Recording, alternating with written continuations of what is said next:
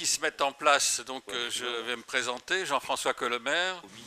Je ne fais pas partie de la section 2, mais je pense que j'ai été coopté parce qu'il y a quelques années, j'avais animé la première controverse de l'Académie sur la filière bois à la demande de Jean-Paul Lanly. Voilà.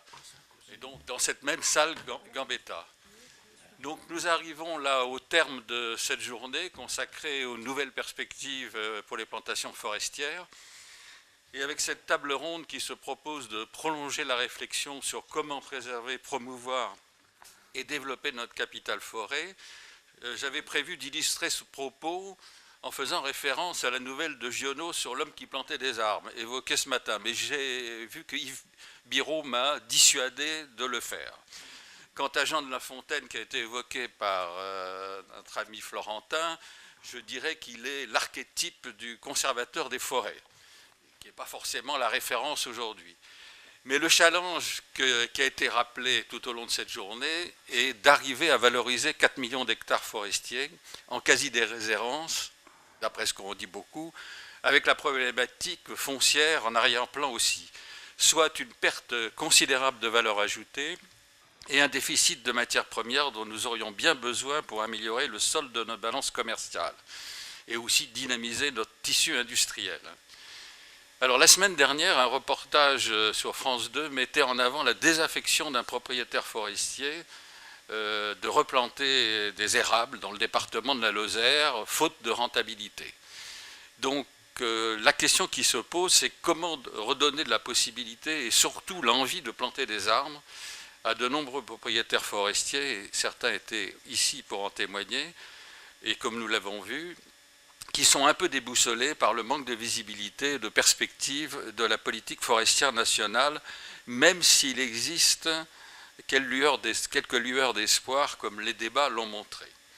Alors donc, on va essayer avec nos 5 intervenants de se projeter dans l'avenir, et telle est l'ambition de ces 5 personnalités qui ont été réunies et convaincues de venir par notre confrère Bernard Roman-Hamad, que je remercie de participer à cette table ronde.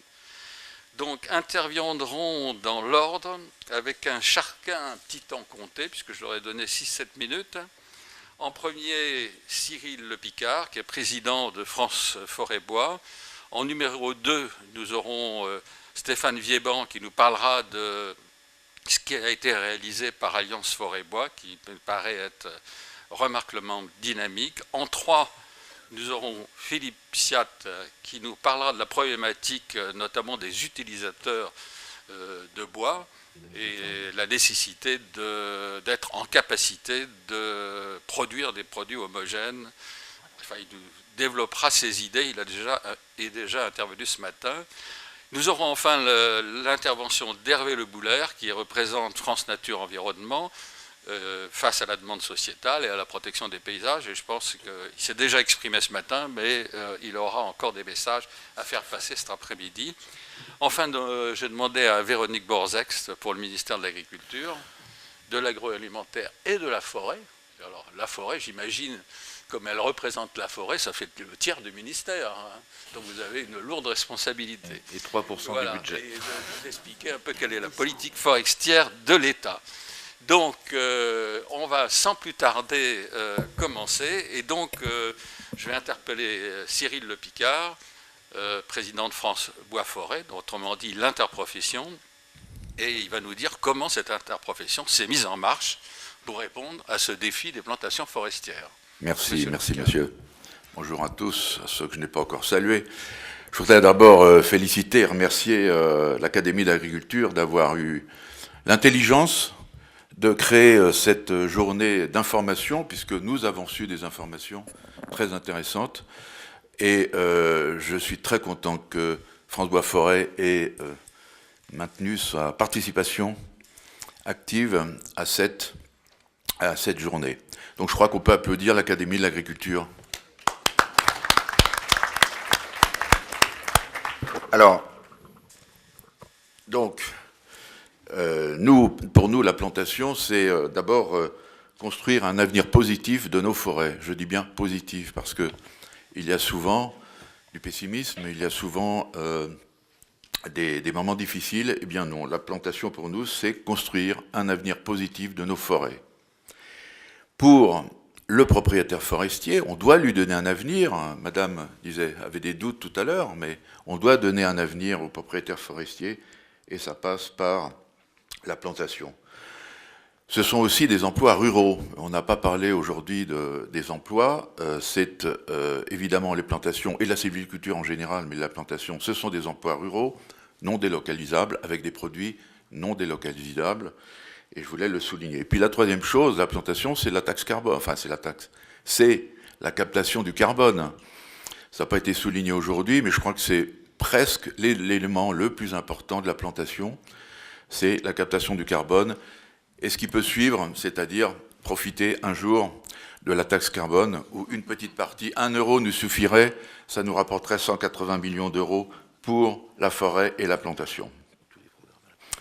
Alors le meilleur moment que nous avons vécu pour planter, c'était il y a 30 ans. Et le deuxième meilleur moment pour planter, c'est maintenant. C'est maintenant parce que France Bois Forêt est un des acteurs, et vous allez voir comment. Depuis 18 mois, France Bois Forêt, l'interprofession reconnue par le ministère, a révisé ses statuts, s'est ouvert vers l'extérieur, a beaucoup communiqué sur ses actions, sur ses forces, sur ses faiblesses, a travaillé avec les organisations professionnelles qui ont su s'exprimer dans leurs souhaits pour orienter cette organisation. France Bois Forêt, actuellement, est en ordre de marche pour communiquer et pour booster deux choses. La première, c'est l'acceptabilité sociétale, et je rejoins tout à fait l'exposé de Madame. L'acceptabilité sociétale, vous l'avez tous dit plus ou moins, c'est un sujet majeur sur lequel France Bois Forêt va se pencher sérieusement. Et la deuxième chose, c'est bien sûr la consommation du bois. La consommation du bois tire forcément la filière, et notamment la plantation. Nous allons donc réserver 10 millions d'euros, et non pas 55 000 euros, donc mon cher Hervé, il faudra que tu t'abonnes à la TNT prochainement, hein, parce que nous allons monter une communication très professionnelle avec des professionnels qui d'ailleurs ne sont pas dans le milieu forestier, donc ils peuvent nous surprendre. Et ce sera sur 3 ans, mais j'espère que ce sera sur 10 ans, parce qu'une bonne communication sur un produit, sur un secteur d'activité, c'est la longueur, c'est la durée qui donne de la force à une communication. Dans cette communication sur 3 ans, nous ferons certainement une part certaine sur la plantation et sur les sujets que nous avons vécus aujourd'hui. Et je vous invite à participer à nos élucubrations actuelles. Voilà. Alors la deuxième chose, c'est aussi les jeunes. Je voudrais vous parler des jeunes parce qu'une société qui laisse les jeunes sur le bord du chemin est vouée à ne pas avoir d'avenir. Donc, nous allons participer aussi lors des Journées internationales des forêts, pour la 3e année consécutive, aux visites dans les lycées et collèges pour expliquer ce qu'est la sylviculture, mais plutôt quel est le bonheur d'être dans une forêt. Et ce sera fait avec, je pense, le ministère et certainement un acteur extérieur que nous désignerons. Le dernier point que je voudrais vous dire, si j'ai le temps, c'est qu'à un moment donné, c'est-à-dire très vite, France Bois Forêt devra choisir une véritable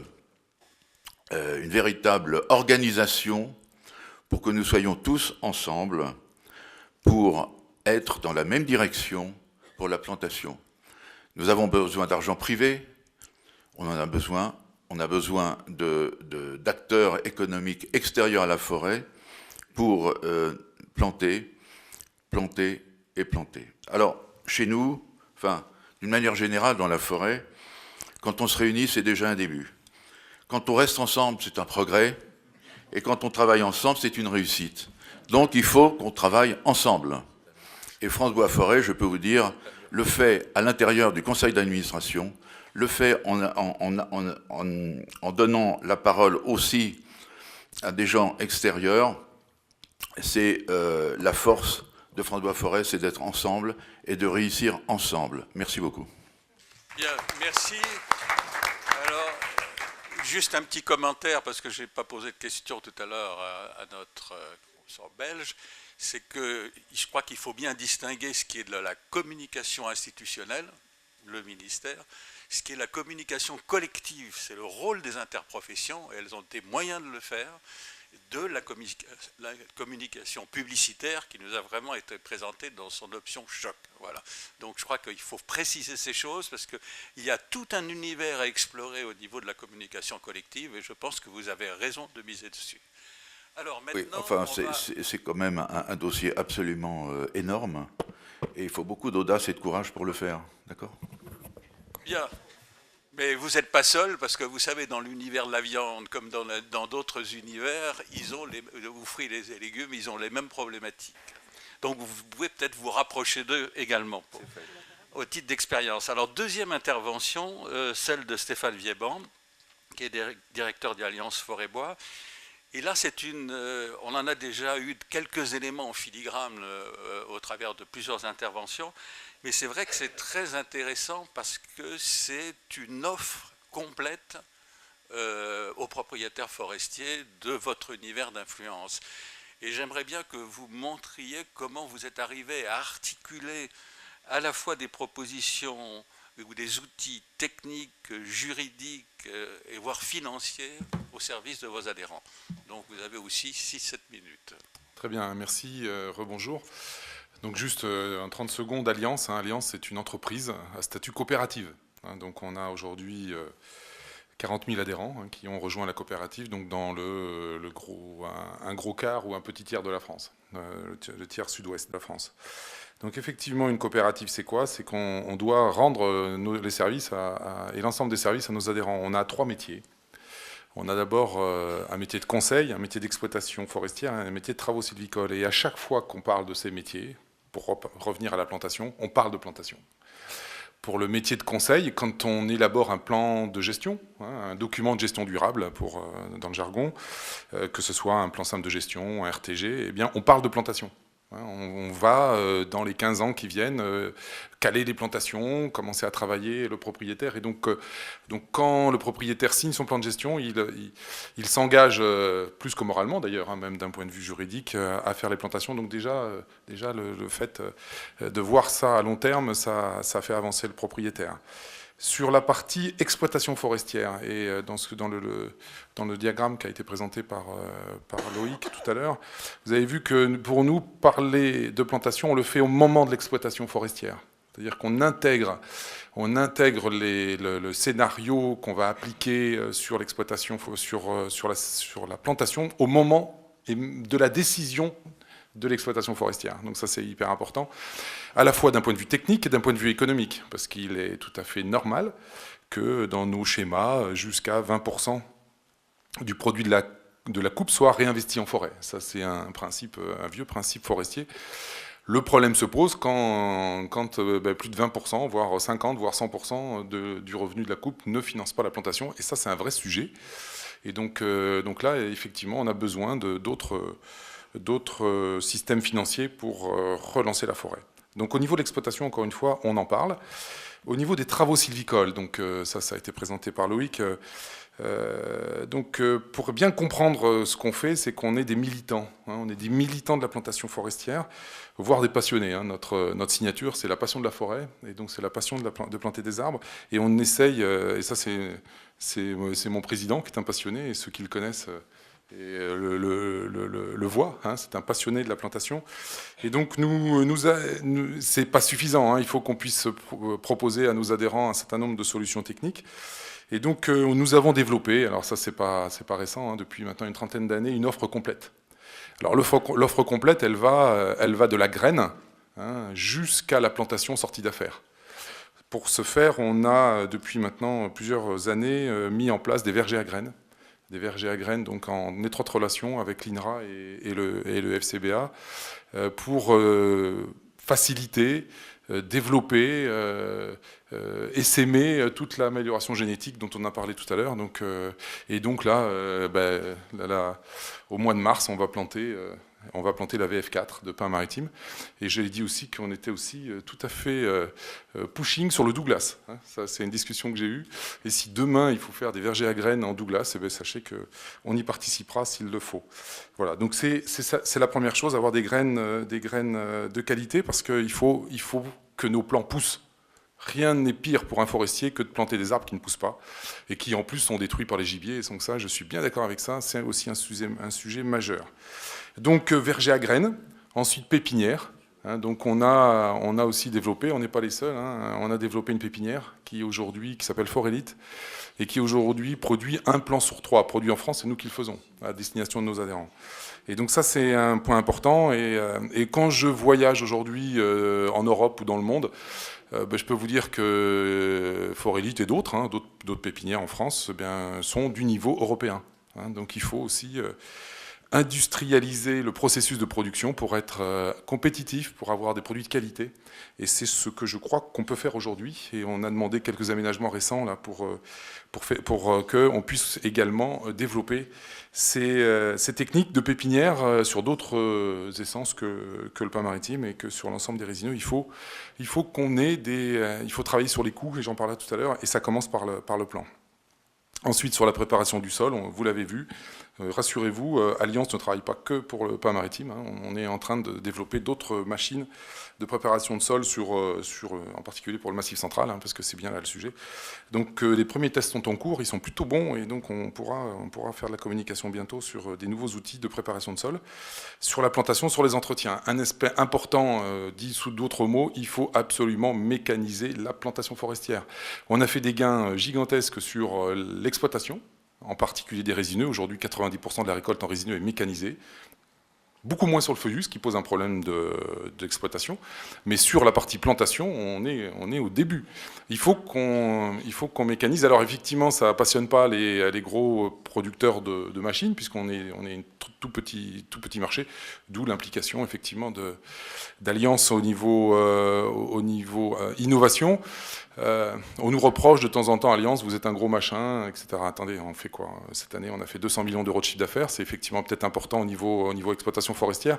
On est à un niveau moyen au niveau des coopératives européennes par rapport à nos confrères suédois ou scandinaves.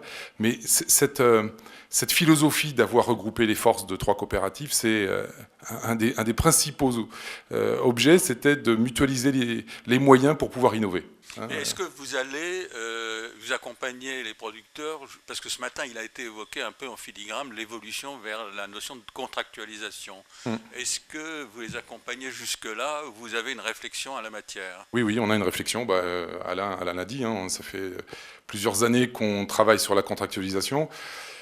Alors, on a fait des contrats avec des industriels, papetiers et de l'énergie, ce qui était assez nouveau. On a aujourd'hui des contrats avec les principaux opérateurs de l'énergie. Pour autant, le propriétaire, lui, il souhaite... c'est pas vraiment une très forte demande, la contractualisation de la part des propriétaires. C'est plutôt de faire en sorte qu'on sorte un produit à un coût raisonnable et puis productif. Un élément important, si vous produisez en maîtrisant les coûts et vous augmentez la production, eh bien automatiquement on parle de rentabilité. C'est un terme aussi qu'il faut employer, on l'a un peu dit mais pas trop. Le propriétaire forestier plantera si c'est rentable. Alors pour être rentable, il faut maîtriser les coûts, et puis il faut derrière produire du bois de qualité et produire aussi des volumes importants. On l'a vu, ça a été dit sur le pain maritime, on a progressé de 30 à 40% la production. Eh bien, si en plus vous maîtrisez les coûts, je dirais que là, vous commencez à avoir les propriétaires forestiers qui pointent ça. Et il faut faire de l'innovation également, donc technique, de communication, mais également financière. Donc financière, il y a un appel à projet qui sortira prochainement de la part du ministère de l'Agriculture. Il y a l'AMI, donc avec l'ADEME aussi, qui était nouveau. Et puis nous aussi, alors effectivement, on a pris une initiative de la création d'un fonds de dotation qui s'appelle Plantons pour l'avenir, où justement, en complément de tout ça, c'est le PULS qui se complète, en complément de ces financements d'État, voire d'agences, il y a la place pour des fonds publics. Donc on a pris cette initiative de Plantons pour l'avenir, donc avec un fonds de dotation qui fait appel au mécénat. Alors, ça a été présenté en quelques... en un peu plus d'un an. Ça a été évoqué par monsieur Le Picard. Voilà.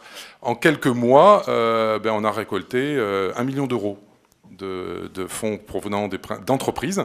Je vais vous couper parce que sinon on va exploser le temps. Voilà, donc c'est tout ce que je voulais dire. Et pour finir, parce qu'il faut communiquer, et moi je dis que planter, c'est fun.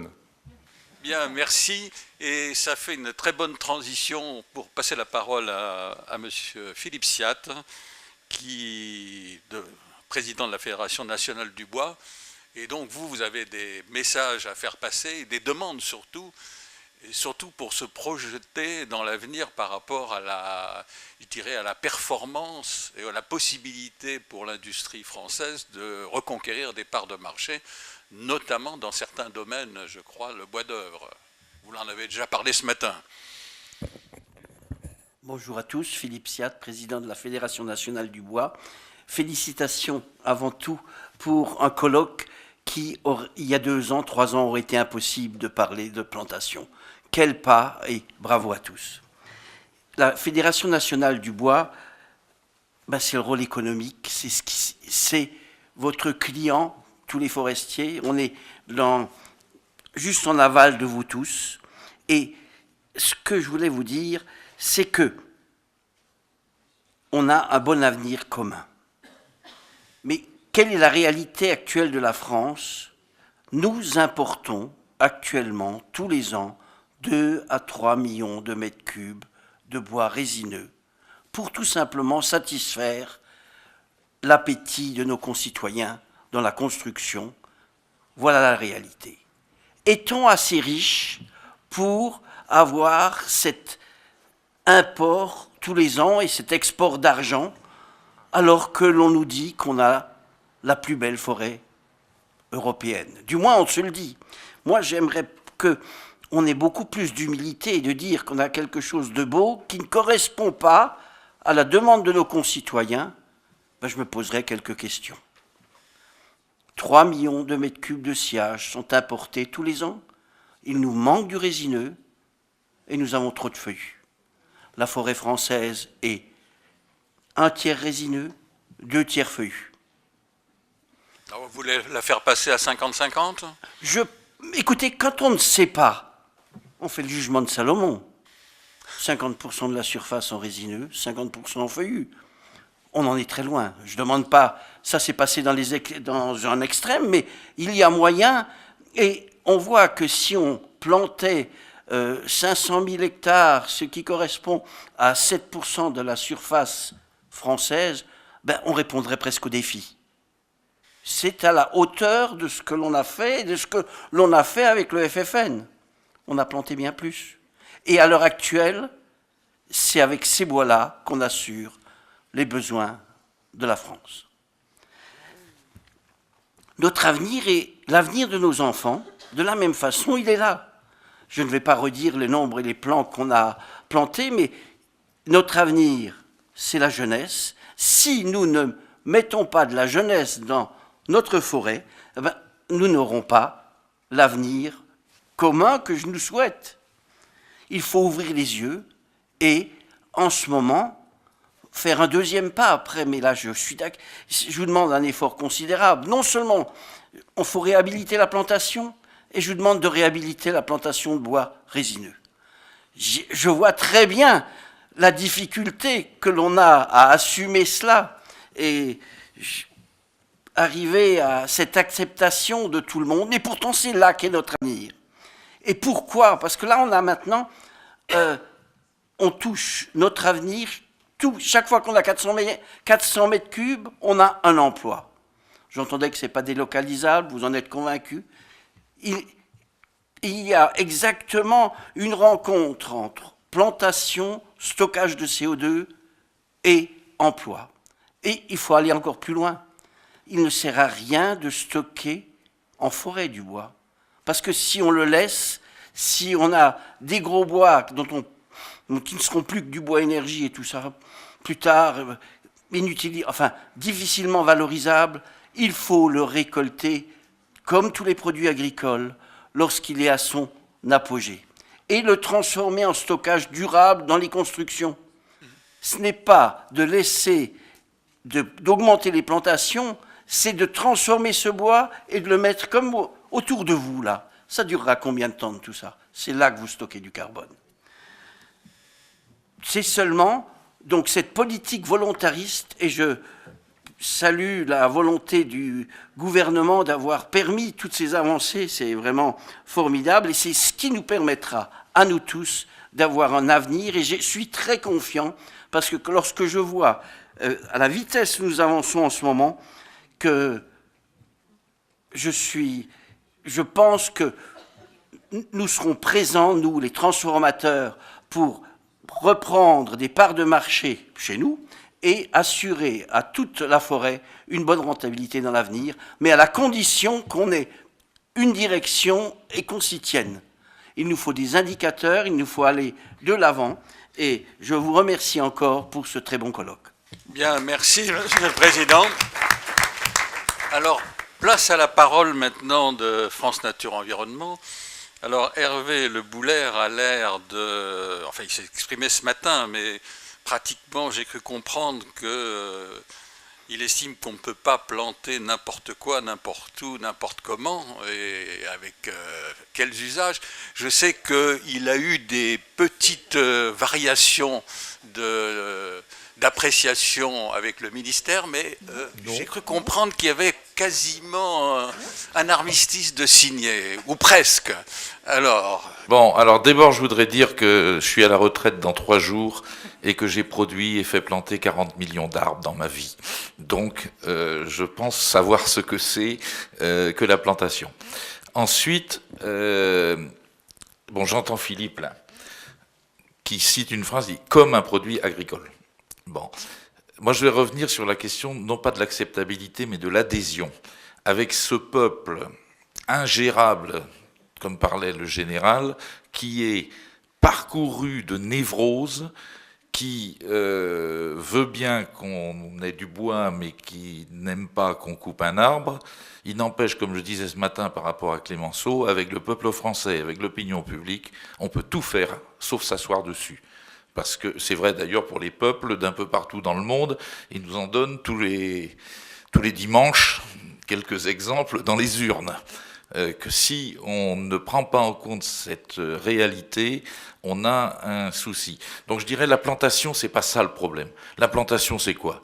C'est faire un trou et mettre un arbre dedans. C'est à la portée d'un gamin de 5 ans. D'ailleurs, les gamins de 5 ans adorent ça. Après, effectivement, c'est très très compliqué. Quand j'entends dire qu'il y a 50% de mortalité dans le Grand Est l'année dernière, mais enfin avec Sabine, on s'est à s'arracher les cheveux, parce que à quoi ça sert tout ce qu'on a bossé depuis 30 ans pour expliquer ce qu'était qu'un plan de qualité. J'ai souvenir, non pas chez Forélite, mais chez Plan Fort, d'avoir bossé, et aussi avec Vincent, il y a je ne sais combien d'années, sur qu'est-ce qu'était qu'un conteneur anti-chignon de qualité. Et quand j'apprends qu'on a encore 50% de pertes, eh ben, vous n'êtes pas prêts, les gars, à passer à 500 000 hectares par an, parce qu'il faudra vraiment améliorer les techniques. Ensuite, c'est vrai, passer à 50% de résineux, on peut discuter si c'est valable biologiquement, on peut discuter si c'est faisable économiquement, et s'il y a l'argent pour le faire. Mais il y a au moins une chose est sûre, c'est que commencer à ça, dans 6 mois, tout est bloqué pour des décennies. Parce que la société va se révolter, va dire on ne veut pas de ça, vous aurez des trucs sur certains médias, y compris des grands médias populaires que je ne cite pas, vous aurez des affiches comme celle scandaleuse qu'on a vue, associant la mort à la coupe des arbres, et les élus, eh bien, ils finiront par aller dans le sens de leurs électeurs, et content pas content, tout bloqué. Donc sur cette question de planter, FNE, on vient de rejoindre un groupe qui s'appelle Reforest Action, qui est pour la plantation. Dans Forêt de France, on a quelqu'un qui n'était pas à ce titre-là, qui est propriétaire forestier, mais qui est aussi dans le directoire forêt, qui a 2 pages sur la façon dont il fait des plantations dans sa forêt de Picardie, et qui a eu l'honneur d'avoir eu le prix de l'innovation du forestier privé l'année dernière. C'est bien ça, Antoine? Quand je pense aussi à l'acceptabilité des plantations, on était allé il y a 4 ans avec FNE, on était allé chez Antoine, Et il nous avait montré des parcelles de Douglas. Alors là aussi, on n'est pas d'accord. C'était des parcelles de Douglas qui avaient l'air de passer les 40. Hein, c'était des beaux arbres. Et les gens étaient... les gens qu'on avait amenés étaient très contents de ça. Donc, on est bien dans quelque chose qui est très compliqué, qui est la façon... Moi, je vous dis une chose, je suis à la retraite, j'ai envie d'écrire un bouquin que l'IDF a promis de publier, ça s'appelle... J'ai déjà le titre. C'est forêt, quels sont tes noms? Français, qu'est-ce que vous avez donc dans le ventre? C'est bien une question sur laquelle on est, et c'est seulement quand on aura abordé cette question d'interrogation sur les représentations, sur qu'est-ce qu'on est, qu'est-ce qu'on veut, qu'on pourra avancer. Bon, évidemment, moi je vois un truc, j'arrive pas à comprendre. La forêt que tu fais, dans la forêt landaise, elle traverse, j'y passe 2 fois par semaine, quand je monte à Paris, quand je redescends. Je vois des trucs qui, normalement, moi, me hérissent les cheveux sur la tête, de la coubrasse, d'un labour, l'arrachage des souges, etc. Et quand je regarde ce que disent les gens de la société dans le sud-ouest, ils sont attachés à leur forêt. Ils sont attachés à cette forêt, alors que quand on regarde la forêt limousine ou la forêt Morvandel, je trouve pas que c'est si pire que ça avec mes yeux. Et c'est là qu'on voit remonter de la société des blocages très importants. Donc il y a forcément quelque chose qu'on ne comprend pas. Il y a quelque chose qu'on ne comprend pas et c'est quelque chose qui est fort. Probablement qu'ils sont tous forestiers dans le sud-ouest. Je sais pas, mais non, c'est pas si simple. Sur le plan familial. Si, ne dites pas que on sait. Regardez Résophobe aussi, regardez ce que font ces enquêtes, que la forêt privée devrait plus valoriser, mettre à disposition de tout le monde. Petit message au passage. Qu'est-ce qui vous motive, vous, propriétaires forestiers? D'abord, avoir un patrimoine et le faire grossir. Ensuite, avoir un lieu de loisir où je peux aller à la chasse, me promener, etc. Et la vocation économique n'apparaît qu'enfin. Si on rentre dans la forêt que par la fonction sociale, on tombe sur les aberrations des forêts des régions parisiennes, où on sait ce qui se passe quand je vois les collègues de l'ONF, et ce qu'ils sont obligés de faire pour pas se faire tuer quand ils écoutent un arbre. Si on regarde que la fonction biologique, on va arriver, il en faut, mais on arrivera à une forêt sous cloche partout. Si on regarde que la fonction économique, on tombe aussi dans le même type d'aberration. Donc je termine, on a l'outil. On est à 4 ans de travail. Je veux rendre hommage ici au ministre Stéphane Le Foll. Bon, je lui disais hier, tu as fait l'agroécologie, quel dommage que tu n'aies pas lancé le concept identique de sylvoécologie, parce que là on aurait peut-être avancé. Mais on a une belle chose, on a le PNFB. Le PNFB, on l'a voté. On l'a voté pourquoi? Parce que c'était la suite d'un programme remarquable de concertation, de co-construction. On a passé le temps, il y a eu des réunions, il y a eu des gens ici. Quand je vois où on en est à se dire à la fin du PNFB et où étaient les positions de départ au tout début, où on arrivait chacun avec des positions de chapelle dogmatiques. Et là, au bout du compte, on a l'outil PNFB, on a l'outil PRFB, il y en a peut-être trop, hein, des structures de concertation de toutes sortes, des comités ceci, machin, cela. Nous, on a notre place là-dedans. On sera emmerdant, parce qu'il y a des choses, l'arrachage des souches, ça passe pas. Bien, voilà. Mais je veux te dire, merci. C'était le bon moment pour parler de plantation, mais ne regardez pas le monde forestier au travers de la seule plantation. Madame, vous avez bien dit les 2 questions, régénération par plantation. Merci. 2 petits commentaires après votre intervention. La forêt sociale, je me rappelle qu'on avait une séance à l'Académie d'agriculture avec des témoignages de la forêt aux Pays-Bas qui avait quasiment disparu dans certains secteurs parce qu'elle n'était uniquement que récréative. Donc tous les arbres avaient fini par crever. Et la deuxième réflexion que je voulais vous faire, c'est que c'est vrai que tout à l'heure, par rapport à la replantation par les agriculteurs, on a assisté quand même dans certaines régions françaises à une fermeture des paysages avec des plantations complètement archaïques, quoi. Enfin pas archaïques, mais d'une manière pas raisonnée, quoi.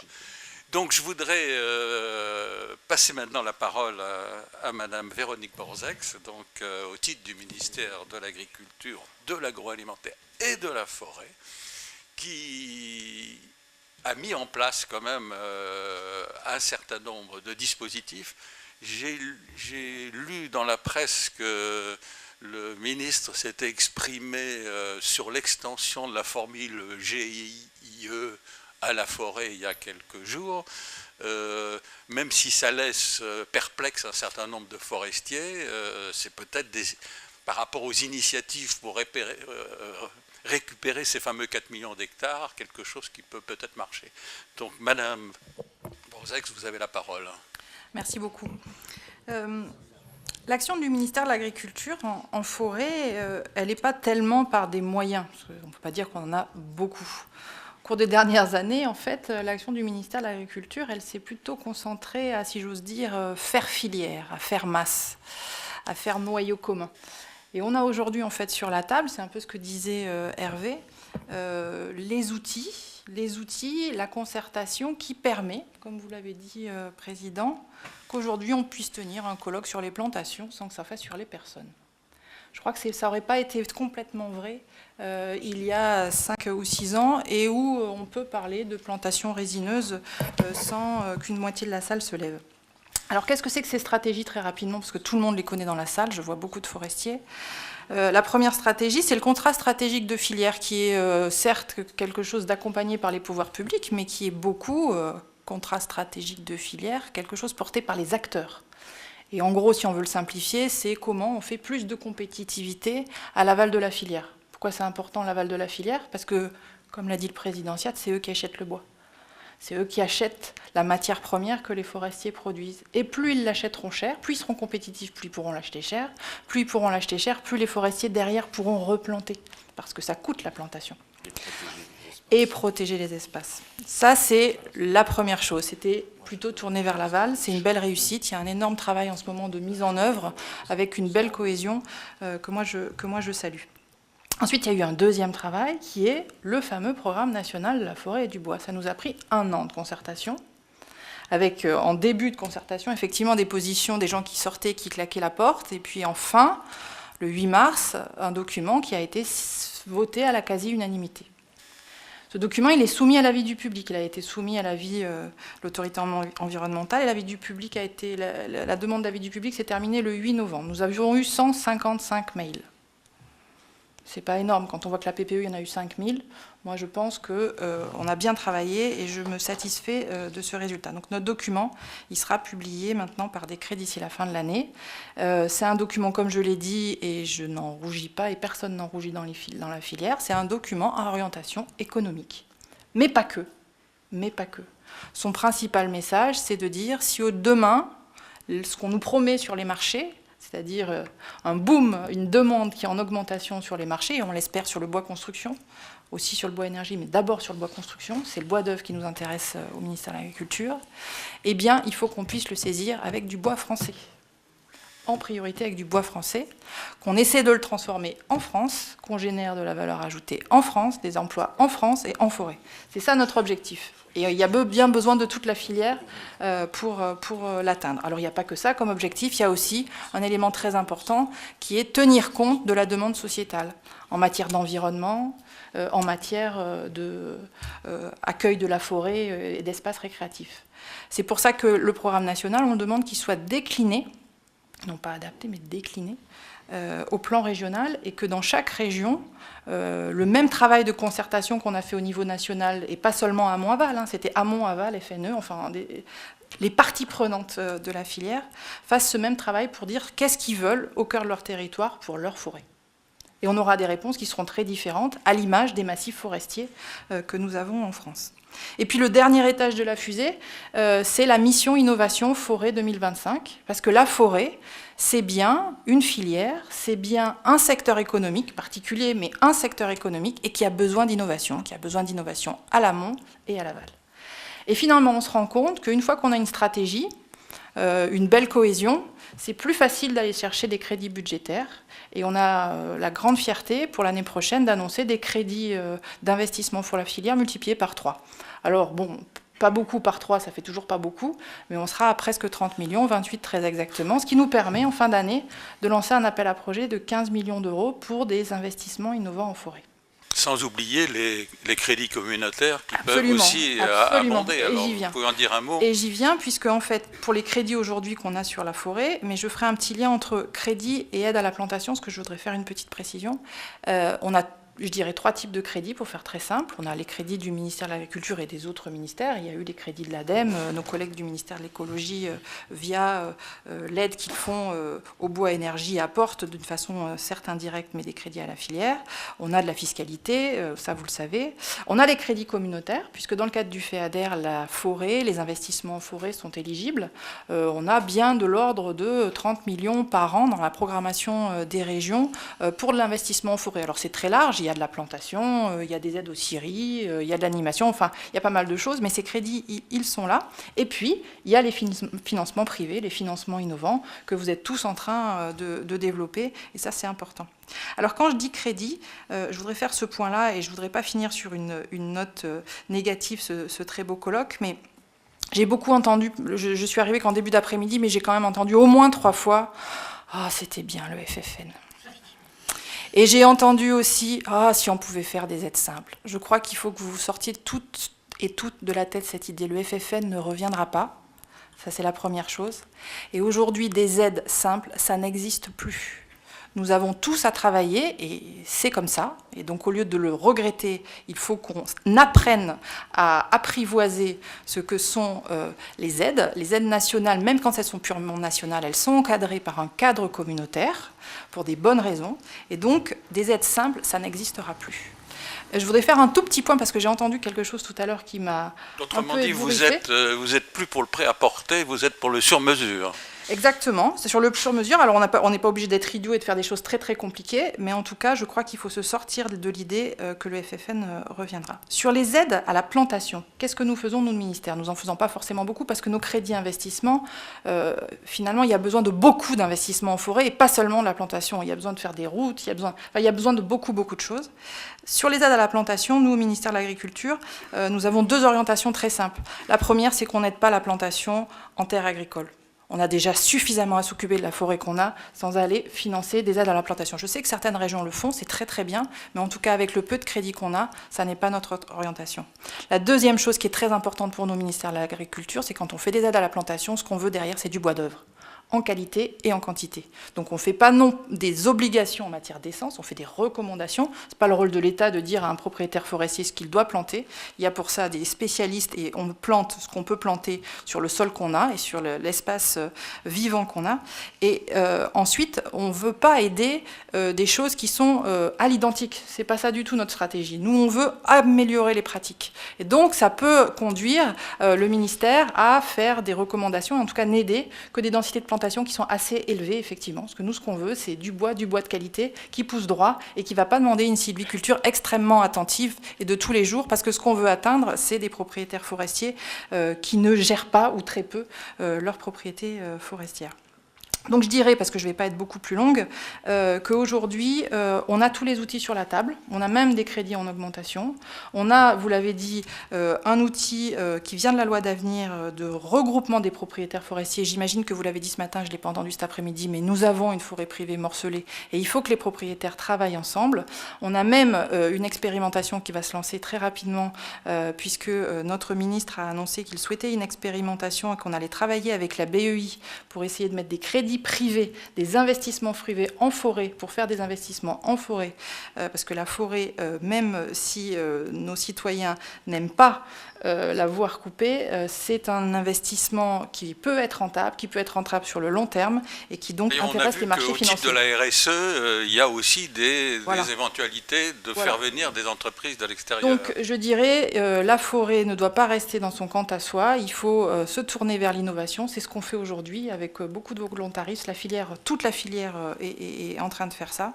Et donc moi je remercie encore une fois ce beau colloque, et je vous remercie tous pour votre engagement dans cette belle filière. Bien. Merci à tous de votre intervention. Il n'était pas prévu de débat compte tenu